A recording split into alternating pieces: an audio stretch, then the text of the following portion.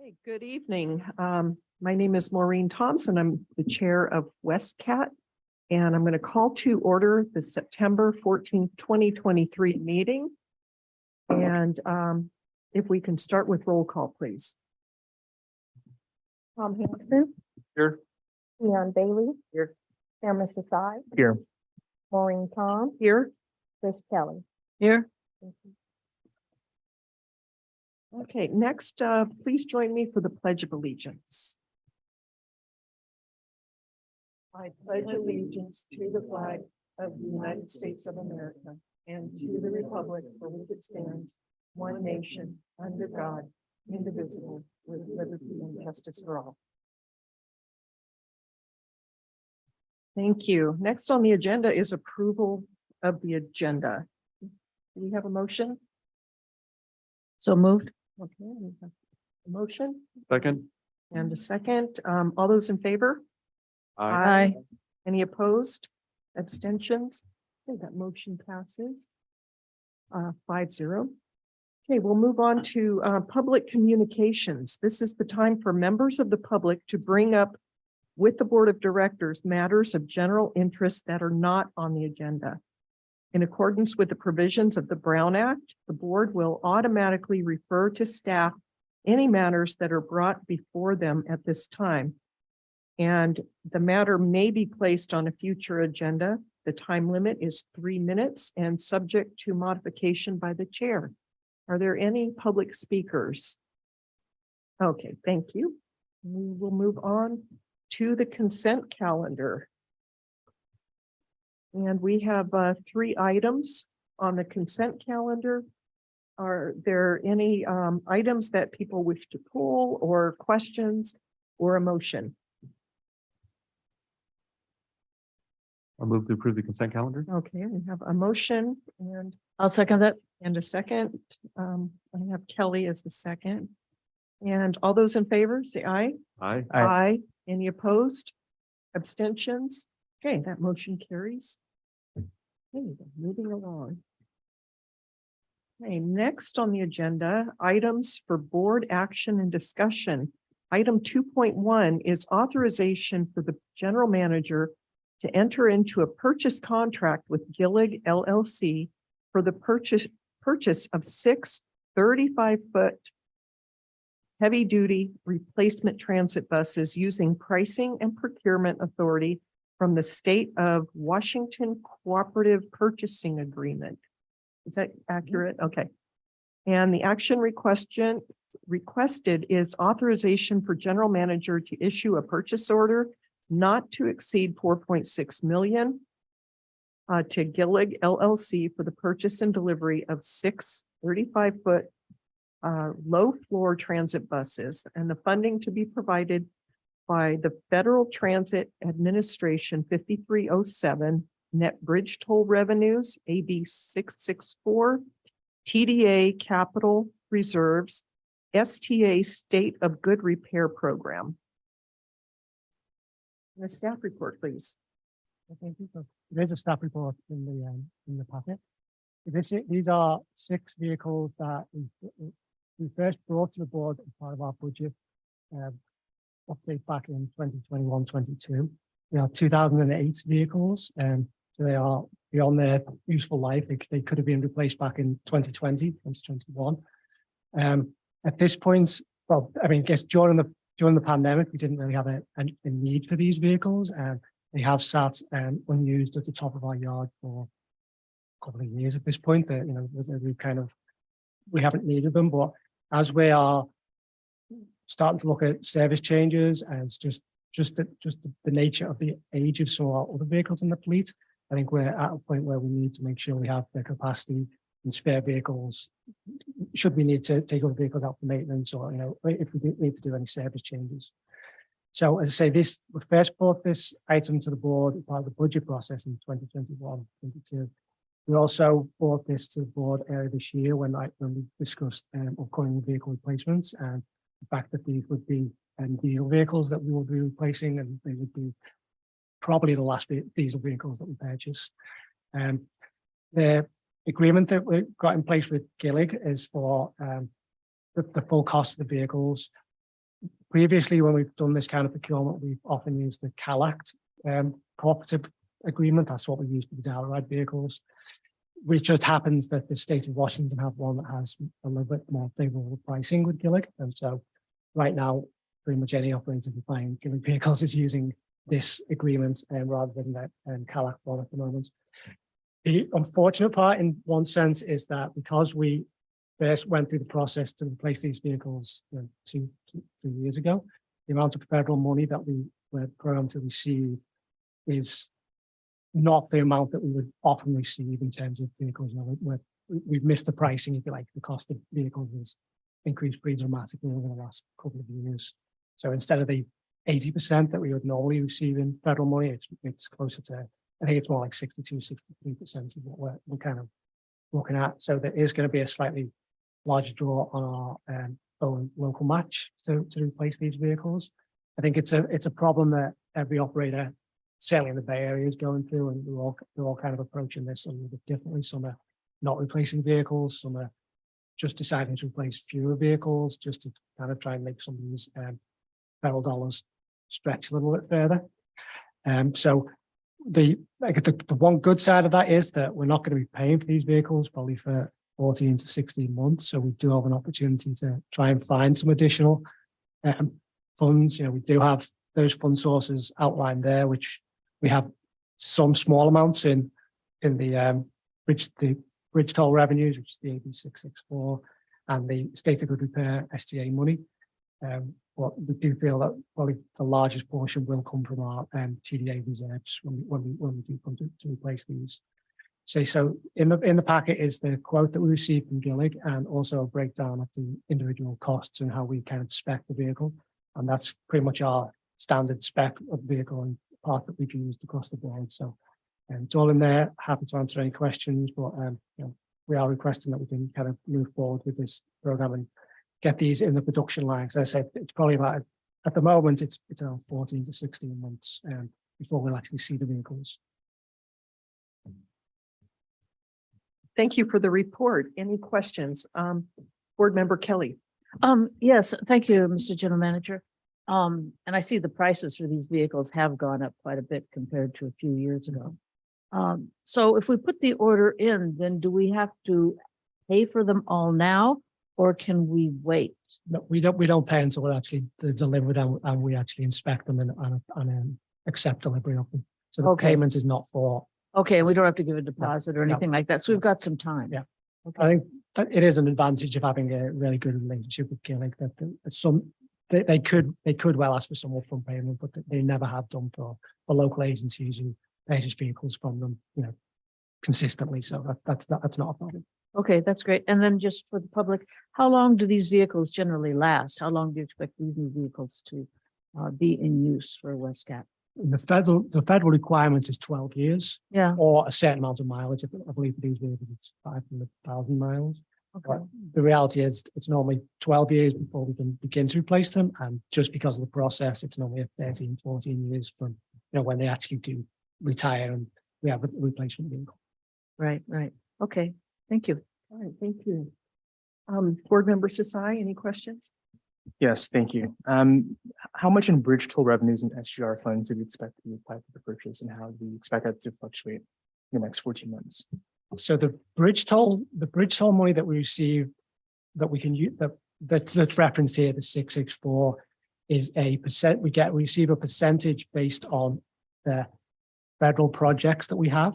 So it's a little hard to come up with a number, but when we submit this year's, it's done annually, and we don't have to spend those money on a particular project. So I think right now we probably only have 70 or 80,000 in bridge toll funding actually on hand, and we can probably anticipate a small amount that we could apply to this project next year. State of good repair comes in around 80,000 a year. That's what we got. I think we are applying some of that to the Dial-A-Ride purchases that the board approved 2 months ago.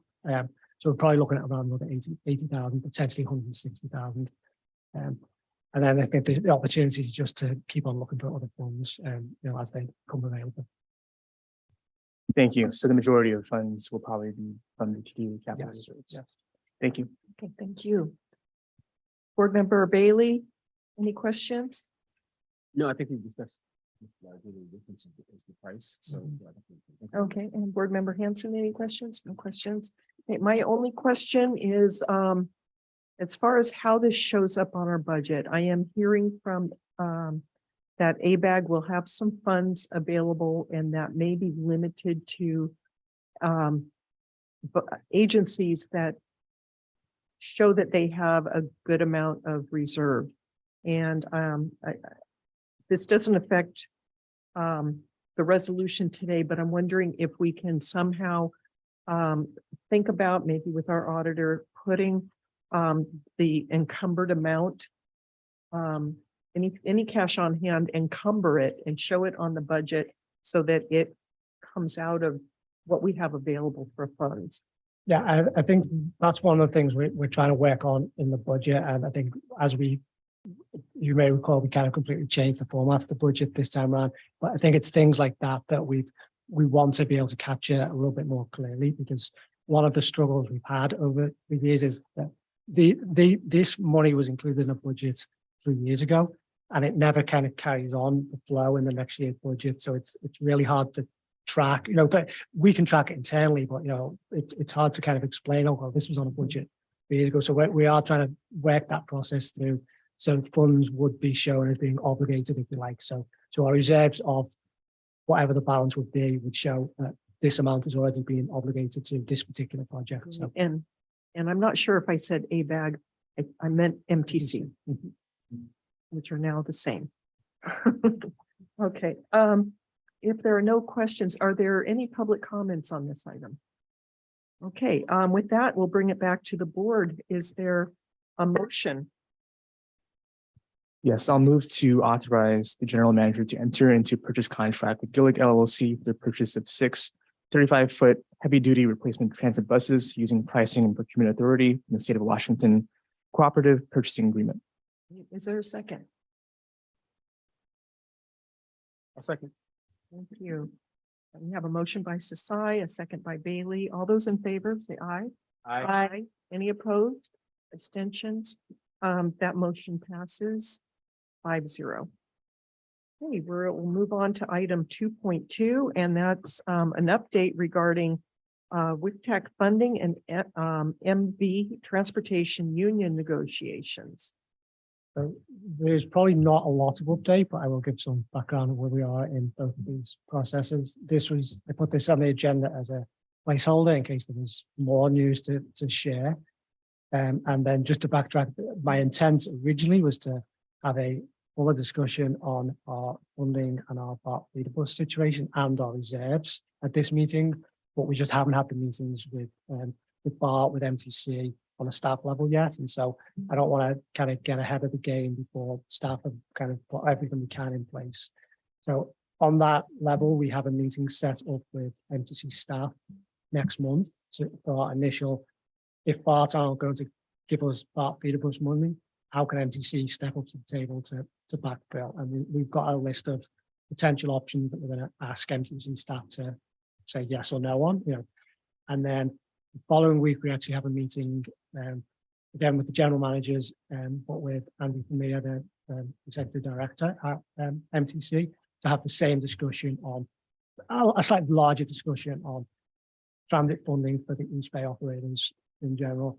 And then the next step for that is it's penciled in at the moment, but a meeting, same set of people, but then including Federal Glover and Sue Nowak as the MTC representative to the county. So we're kind of trying to put together a series of steps we can have that discussion on a staff level before it kind of needs to be escalated. I think we're all very aware of the urgency to get that done as soon as we can. And we did initially have these meetings set up for the last 2 weeks, although unfortunately some MTC staffers were out sick, so we had to kind of push those back. So we have a plan in place. I think as the operators, I think we're going in open-minded to the fact that we believe MTC does have funding that they can make available, even if it's only for 1 year. But we're looking for a longer kind of agreement that we can put in place, and so we are going through that process. We'll happy answer any questions on that side of it. Well, maybe I'll just back that. So once we have that discussion in place, that's when I would like to come to the board with a much more in-depth discussion on not just the funding, but our potential where we may be next year in terms of our budget and what service levels we may need to look at. And then also that's when the reserves discussion can be brought together. One item on the reserves is that we are undergoing our financial audit right now, so I don't have a final number until that's all finalized as well. So we've got an idea of what that's going to be. And then the other part of this item is going to be the update on the MD where the negotiations with the drivers union. And we're pretty much in the same place with the negotiations have been ongoing. There's been one round of mediation, there's another round set up for next week.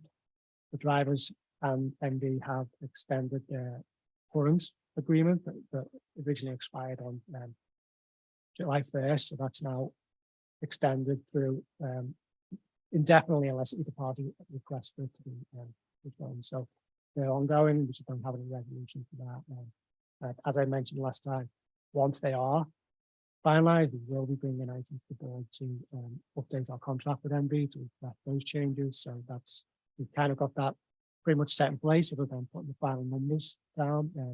So there's a potential we may request to do a special meeting between now and the next board meeting. We may hold it up to next board meeting. MBR will be, front loading some of the costs until we actually have to do it. So that's the kind of update on there. I know that I was hoping to give more information, but that's kind of where we are in both of them right now. I'm happy to take any questions. Any questions of staff? I have more Yes. of a process question. So this is, there was a letter at our last meeting. On our desk. I'm assuming that was public because it was on our desk.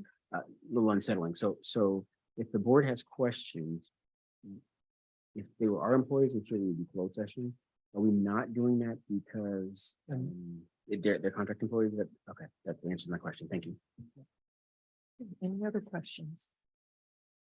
Okay, we'll move on to the next item. Thank you for that report. The next item is correspondence. Do we have any?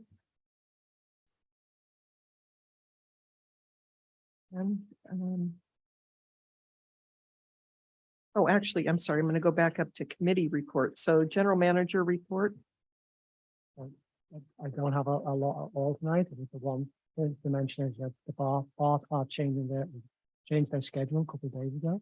Now we're operating 20-minute service and shorter train. So we are in the process of updating our schedule to reflect those changes to better connect to the BART system. As the person doing that schedule, I will say it's not as easy as I thought it was going to be. Connecting to 20 minutes is actually easier to connect to 15-minute trains than it is to connect to 20-minute trains. So I'm working through that, and I was hoping to have the schedule out, around now. What unfortunately, I don't have the time to devote as much as I would to the schedule. So it's coming along. The main part of it's done the weekend is I've written the weekend. I've written the express bus route. So I've just got a timely local route. So hopefully, certainly by the next board meeting, we'll have a date for that new schedule, and then hopefully our riders will see slightly better connections to the BART system than we do now. It has been somewhat of a challenge to connect to that 20-minute train, just given the amount of time it takes for our vehicles to get from one end to the other and make the right mix of things. So that's all I have for my update tonight. Great, thank you. Okay, next on the agenda is a WICTAC representative report. I was Board not Member able, Hanson. I was not able to make the meeting in July, so I did not have a report. Okay. For WICTAC, we have other members. We did. It was a group effort. We all pulled out our calendars and because everybody was in there. So we did. Yeah, exactly. And then to the meeting Calcium, August. yes. So there's a meeting in a couple weeks. Okay, Which has been moved because of the price, the Cal City. So it's on a different date. But it is- oh, okay, that's good to know. The 26th, right? 29th. Thank you. Okay, great. Thank you for that. Next on the agenda is correspondence. Did we have any? No, okay, I'll move to board communication items for future board meetings. I have some communication. Yes, Go ahead. Okay, so last night at the Contra Costa Transportation Authority meeting, the CCTA board meeting, the executive director announced two new hires. One is Daniel Mermelstein, who's going to be the contracts manager for CCTA. And he's got about 30 years of experience managing that. So we're really glad to see him come on board. And the other person is Rashida Kamara, who's coming on as a program manager for accessibility and equity. And we're super excited about this because it's going to help out with the accessible transportation plan. Rashida, I've met her before. She was most recently with County Connection, and prior to that, she was with East Bay Paratransit. She's got 27 years of experience working in this space. And everybody's just really excited to have her on board. She's got a lot of energy and just amazing. So that was great. And then the other thing I want to mention is last night, the board approved, well, there had been a 6-month East County means-based fare pilot that Tri-Delta ran for about 6 months with some funding from the county from Measure X. And it kind of got off to a rough start. They determined that for this means fare based pilot, that the people, the customers, potential customers, really needed one point of contact and not two, like not one at the county and not one at Tri-Delta. So they've solved that, just having one point of contact. And they're doubling down on their marketing efforts, using a lot of like postcards and signs and things like that, as well as tapping into their own databases. And so they're really excited about getting that going. And moving forward, this program is now extended for 12 months at a cost of $194,600 in Contra Costa Measure X funds. And there is the hope that Westcat and County Connection can also participate in this means fare pilot program. So we're hoping that Mr. General Manager, you'll hear about this soon. You'll be talking with Rashidi Barnes about this and Bill Churchill. Yep.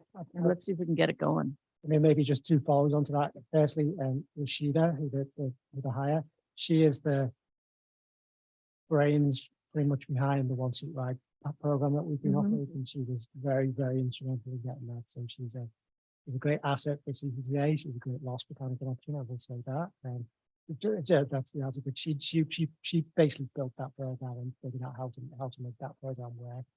And then I have had some very initial conversations with consultants around the means-based pilot. So they have asked the sort of questions on our ridership and our, on that. So we are starting to be involved in that project as well.